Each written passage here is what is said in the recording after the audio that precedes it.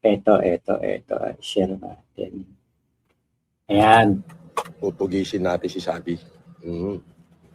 Kumbaga, meron tayong information na kung nasa saan itong pinaka-the best na lawyer ni Makagago na si Sabi. So, on-site, papahuli natin. Uuna, isa-isahin ko na, tutugisin ko lahat ng mga bumalahura at nang walang iya sa atin ng mga kriminal. At nga, Hoy, Kulaong, matagal mo nang sinasabi yan. Lahat ng mga bumalahura sa'yo, hindi nakulong, nakalaya. Ikaw pa'y nakulong. wala pudbobo. Sabi mo nasa inner circle ako. Mali. Nandito ako sa bayanihan sa MR Luna. Kaya kung papakatok mo ako sa bahay, ito, at address ko. Ayan ay address ko. 82, Bayanihan, MR Luna, Bayanihan. Di ba?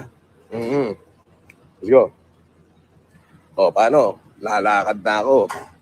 Alam nyo yung bahay na yan, sa susunod, kapag may uupa dyan, sasabihin siguro nung uupa, ano tawag dito? Sasabihin, baka pwede po, paki-ano yan, kumbaga sa sasakyan, ipapa-PMS, tapos ipapa-detail, talagang general cleaning ang gagawin. Kasi, pucha, yung dura ni Kulaong doon, naku, tsak na after 30 minutes, umaalingasaw yun. Kaya, naku.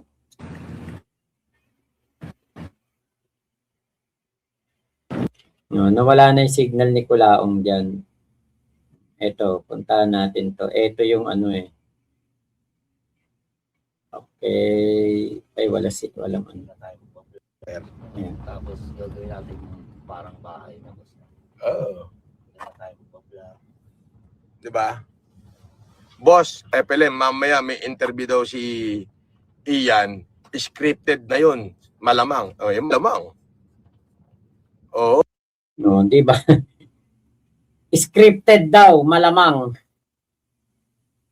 Wala pa si Makagago, Sabi pa lang ang nag-interview kay Ian. Diba? Hindi naman naiba yung sinabi ni Ian Yung mga sinabi niya kay Sabi. Kung ano sinabi niya kay Sabi, yung pa din na sinabi niya kay Makagago. Hindi naman naiba. Saka, syempre, ano niya yan? Ano tawag dito? Yung kanyang ide-debunk niya na hindi ni Ian. Actually, kahit si Ian, expected niya na sasabihin ni Kulaong, hindi yan totoo, nagsisinungaling yun, magnanakaw yun, pinagnakawan ako noon, di ba? Yun ang expectation na talaga sa mga ganitong sitwasyon. Kasi nga po, si Kulaong, hindi talaga aamin to. Kahit na nahuhuli na nga yan, di umaamin Diba? Malamang, alam mo naman, puro kasinungalingan yan Magda-damage control si Makagago o hindi niya kayang i-damage control yan. Unang-una, in-endorse niya pa yan, yung The Sabi Lawyer. Hindi niya nga ako maribat gagawa na lang siya ng bagong kwento para Ano hindi maribat? Wala namang ire-rebat si Makagago dahil ang nabutasan mo Kulaong si Sabi. Kasi nabuking mo yung tunay niya lang na pagkatao, nabuking mo yung kanyang dating issue o yung krimen na kinasangkutan niya noon. Pero, nasan ba si Sabi? Malaya. Nakakapamuhay ng malaya. Ikaw ang nagtatago. Kaya nga parang, alam mo, ang dating, parang nakurutan ni Kulaong. Ang Kulaong Nation, parang nakurutan niya lang ng konti. Pero, tinuturing niya na lusaw na tayo, wasak na tayo, wala na tayong lakas, wala na tayong panalo sa kanya. Hindi naman nabura yung human trafficking case. Yung mga kaso ni MG, nandiyan pa rin, patuloy pa rin. Nag-vlog pa nga si MG. Isang yung kanyang pagbabalik, Yung una niyang vlog nung bumalik siya at interview kay Ian. Nandito pa rin naman kami, si The Kings, si Bungo. Nandito pa rin kami, si Puginio, si Yulen. Di naman kami nalulusaw dahil kay Sabi. Hindi naman kami na-apektuhan dahil kay Sabi. Di ba? Wala ngang dating eh. Kasi kaya naman naming mag-vlog. Nakakapag-vlog kami, reaction kami sa iyo nang hindi naman kailangan si Sabi. Di ba? Small wins celebrated by person like this, ibig sabihin lang niyan, si Kulaong po, sabik na sabik manalo. Kaya yung akala niya na malaki ang kanyang pagkakapanalo dahil na-expose niya si Susan Yance o si Sabi, sobrang saya niya na. Pero ang totoo, walang dating. Wala nga. Pagka-comment pa nga lang dyan ng isang manonood, sinabi, Mac, si Susan Yance daw, si Sabi. Sabi ko, wala akong pake. Bakit? Umabot ng 510,000 ng subscriber ko. Wala namang Susan Yance. Wala namang Sabi Lawyer. Lumaki channel ko ng ganito kalaki, nakakuha ako ng silver play button. Nakakuha ako ng silver play button. Nang wala namang Susan Yance. So bakit ako maapektuhan kung ma-expose ni Kulaong si Susan Yance? Parang I cannot see any logic in there. That mean? What does that mean? Delayed. What does that mean? Diba? What does that mean? Wala talagang dating, sa totoo lang. Tabunan itong ginagawa ko. Pero hindi niya to matatabunan. Bakit? Araw-arawin ko to eh. Siyempre, araw-arawin mo yan. Bakit? Diyan ka lang nanalo eh. Diyan ka lang nakapuntos kay Susan Yance kay Sabi Lawyer Kaya araw-arawin mo yan. Pero, mananawa tao sa'yo. Hindi mo nga mapangatawanan yung sabi mo, 1 taong kang titira ng heritage Doon ka titira na 1 taon hindi mo kayang pangatawanan kasi wala kang pambayad. Tapos yung araw-arawin mo pa yung issue ni Sabi. Pustahan tayo ngayon. Ano ba ngayon? January 10. Baka February 10, iba na topic mo O baka hindi ka na nakakapag-vlog. Kulaong. Di ba?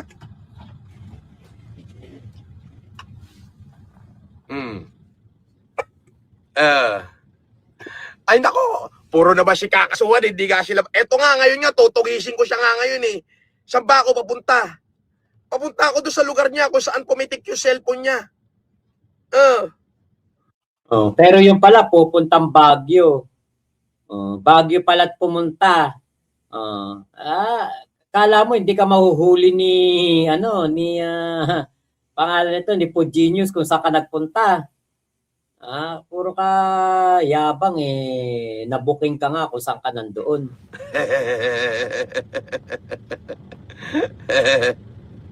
Di ba? Di ba?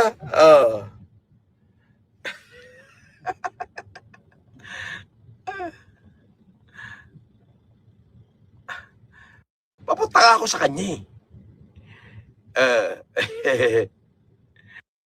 Siyempre, ang daming mauuto ni Kulaong na papunta si Kulaong doon kay Sabi.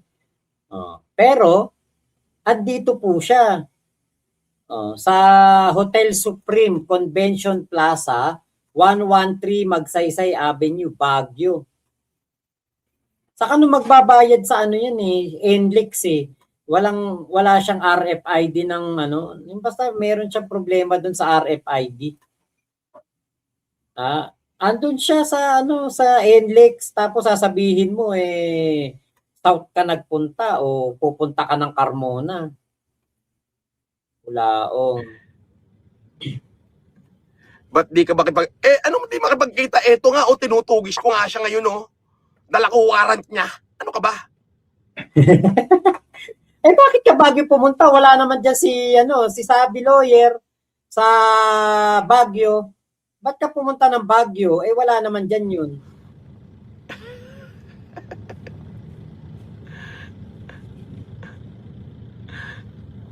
Ala na kayo. Sabi niya, Boss FLM, pa-shoutout naman sa mga kapatid ko na na mga Hindoroto, Lubernane, Didoy, Bem, JC. More Ikaw power ang FLM. wala Strong igorot at work. Ikaw ang wala na. Tutugisin ko na. Hindi. Pahuhuli ko siya on site. Pagka nag-confirm doon na yung location, pupunta ako sa police station. Sir, ito, pakihuli nyo ito. Ito, sentence na ito eh. To sentence na ito. Ibigay mo dyan. Ibigay mo yung card dyan kung alin dyan yung ano. Ngayon na yun, no? Ibigay mo na lang.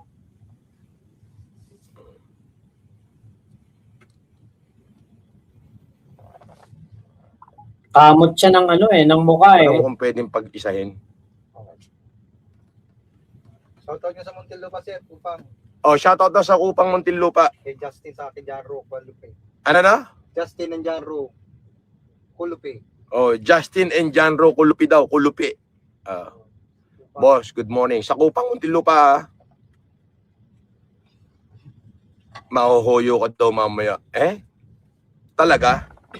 At tagal na.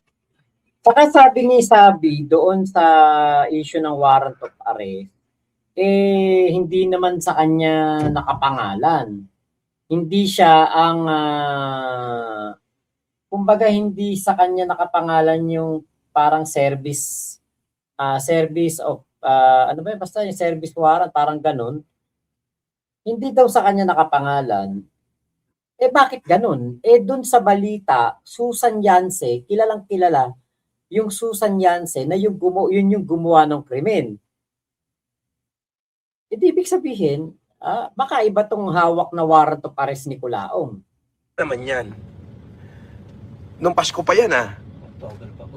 October pa yan Ito yung tanong. Mamaya, pag inabot ko si Shabby, yun, diretso mahuhuyo sa station na pinakamalapit. Inagina mo, dahil yung alam. Diba, alam mo yung nambablap si Culaong pero hindi bagay. Bakit? Kasi sanay, alam natin sanay tayo na si Culaong ay nagsisinungaling. Kaya yung pambablap niya, alam natin na hindi totoo. Katulad niyan, pupunta kang Baguio. Ang sabi mo, hahantikin mo si Shabby. Si Sabi, ikaw ay ano mo sa kanya yung warrant of arrest niya. Ikaw huhuli? Pulis ka ba?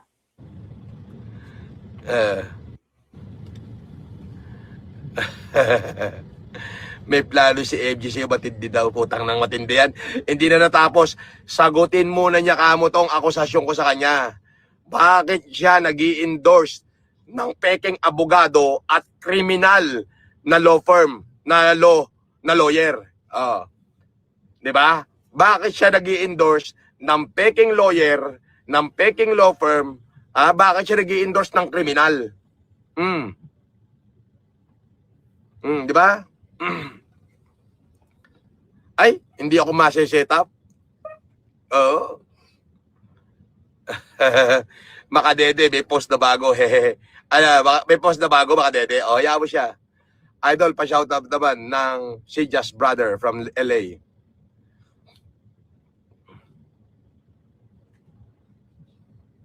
Halatang kabado si Culaong Baka nga kaya to nagbibiyahe, hindi nag-i-stay doon sa bahay niya. Kasi para ma-evade niya ang warrant of arrest. Kaya lakad ng lakad. Kita nyo, sa Heritage tumitira. Uuwi lang ng bahay sa gabi. Sabi ni Ishin. Po dito yung pwede pagkain sa kuban. North and south na ito. Pang north lang to, sir. Ay, south. Kita nyo, pang north lang to, sir. Pa-north ka Papunta kang north Kaya yung RFID mo, north. Ano sabi ni Culaong dito? Bayaran na lang, kargahan na lang, loadan na lang. Pwedeng pag-isahin? Hindi pa pag-isa, hindi. Dito tayo, paparala mo na sir pagka gusto tayo pag-isahin ka. Sige, pag-isahin na nga lang. Oh. Opo. Salamat. Paparala mo na, sir, dito. Dito, sir. Kaso sir, medyo may pila lang yung ano namin dyan. Ay, Matagal? Ay, hindi na lang. Yung north na lang. Kargahan na lang yung north. Oo, Oo. Kita mo, kargahan na lang yung north. So, saan ka papunta? North. Kala ko ba tutugisin mo si Sabi? Ba't sa north ka pupunta? kargahan na lang. 2,000. 2,000 daw. Matagal pala yan. Sabi ni Asian Santos, hindi na ba talaga kayo magbabati ni MJ? Paano ka naman makikipagbati dyan? Eh puta, inihulog nga niya sa kumuno yung kanyang mga kahombre. Nag-endorse siya ng peking abogado eh. Peking law firm eh. Criminal na abogado pa yung in-endorse niya as best lawyer daw niya eh. Naku. Tapos yung nagtanong lang sa kanya, na supporter niya, binlock niya. Paano sir, pagka wala tayo ibang lakad? Ako, pag, Tayo dito po. Thank you. pagka-supporter ko, kahit anong sabihin nila sa akin, hindi ko sila ibablock. Sasagutin ko yung tanong nila. Kung tanggap, kung hindi nila tatanggapin, di nasa kanila na yun. Putya. Eh, lahat nga ng mga pinagsasabi mo, puro katarantaduhan eh. Pangalan mo nga lang na Norman Mangusin, hindi mo maamin eh. Pero ibang klase daw to si Makagago. Pagka nagtanong ka, ikikik ka, ibablock ka. Oo. Oo. Biruin mo, sabi ni Ishin, di niya kaya sagutin yan, boss. Mag-focus na lang daw siya kuno sa kaso sa'yo. Di niya kaya ilaglag kasi kasabwat niya yan in the first place. Tama. Kasabwat ni Makagago yan. Oo. Kita mo ha, kasabwat daw, pero late na dumating sa ano natin, sa dito sa sitwasyon na ito, late na dumating si Sabi. Parang around November ba? October, ganyan, dumating si Sabi. Kaya paano nangyari na si Sabi ay kasabwat ni MG? Endorse nga niya eh. Oo. Oo. Wala ka nang magagawa rito.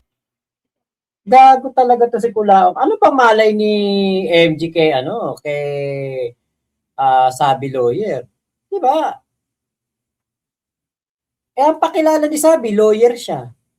O tapos nagbibigay siya ng mga payong legal.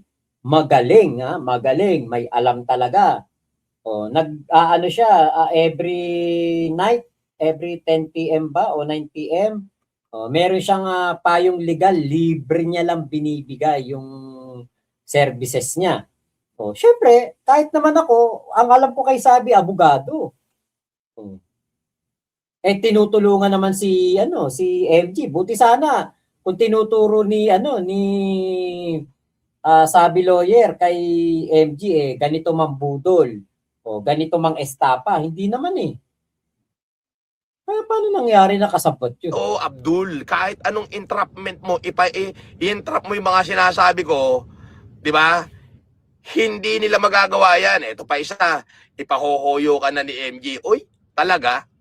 Siya mauuna, gonggong. Expected ko may warrant ako, pero may pambail ako. Kaya kong bailan yan on the spot. Hindi ako... Anong may pambail? Balita nga namin kaya ka pumunta ng Baguio, nang hihingi ka ng pera doon, kaya ka pumunta ng Baguio.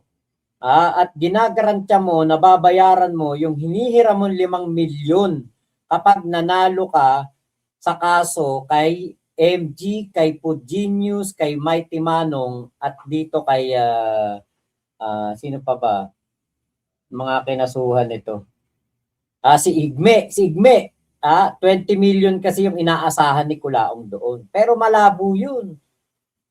Kulaong, wala kang pera. Anong pambail? Wala kang pambail. Kaya ka umakit ng Baguio, naghahanap ka na ng pambail.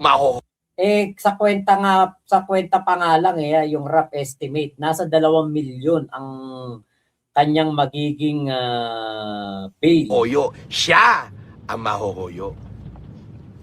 Wow, man. Di ba? Gagamitin si Ian, boss, para kasuhan ka pa uli. Gamitin niya. May kaso rin naman si Ian sa akin. Di ba? Di ba? Yung nagnakaw pa sa akin at lumaya sa bahay ko. Alam mo yung parang may pinapanood tayong bata na may kaaway. Alam niyo yung gano'n, yung parang nagsusumbong sa nanay, nagsusumbong sa tatay. Malakas ang loob kasi nasa likod niya nanay, tatay niya. Kaya matapang yung bata. Yun ang ganap ni Kulaong ngayon. Magkakaso. Ano yun? Saan ka naman nakakita nun? Oh, Aray ko. aray ko. Ayan na. Hmm. Nakita nyo yun, si Ian, oh. Ayan na, kita nyo, anong-ano na siya. Kabadong-kabado na. Oo, yun, Ayan yun, na. yun, yun. Wala na, tospok na yun. Oo. Wala? Wala siya, makagago, hindi makaka-damage control yan kahit 2,000 Ian pa gamitin yan. O paano naman, ano, pasalamat nga siya, hindi ko pa ibinaon doon sa kaso eh. Di ba?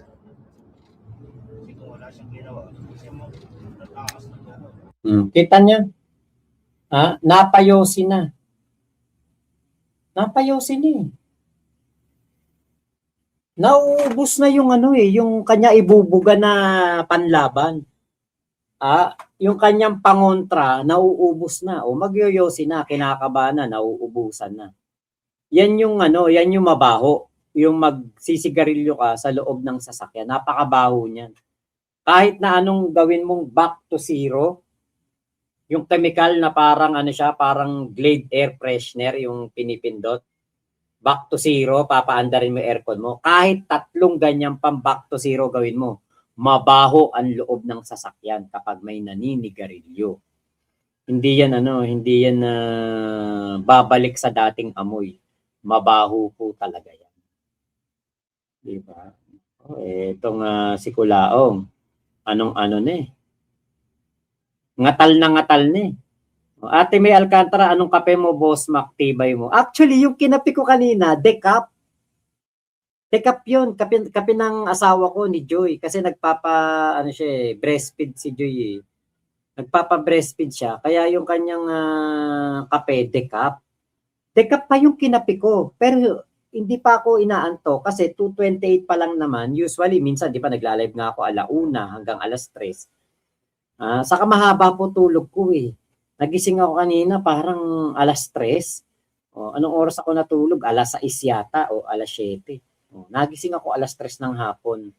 Paggising ko, may Balenciana ako sa mesa. Balenciana silog ang umagahan ko. Headline bukas si Kulaong, tumalon sa Cannon Road. Pwede, no? Nangyari kay Cabral. Okay, Reynaldo Kasaysay, Reynaldo Kasaysay. Si Nanay Remy ang food genius. Joke lang po.